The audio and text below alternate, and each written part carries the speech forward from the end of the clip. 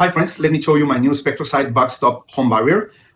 We need a basic way of keeping bugs away in the home. We don't like to have like a lot of, killing substances in the home, but there are some really bad bugs that we will have to control. So these kind of substances are, you can put them really easily. They have these, like, it says off. I don't know if you are able to see, spray, off, and stream. So we are going to use in the stream mode.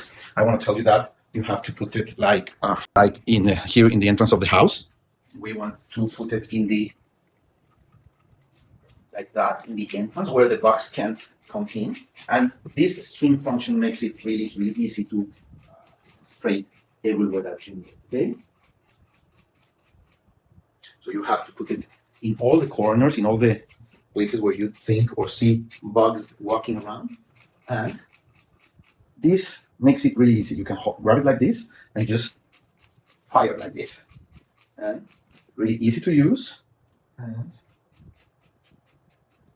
you can have a barrier against ants, spiders, fleas, silverfish, and roaches. Okay, so I'm going to put it all around this room because this room gets some of the bugs inside the house. Okay, so look how easy it is to spray everywhere you need.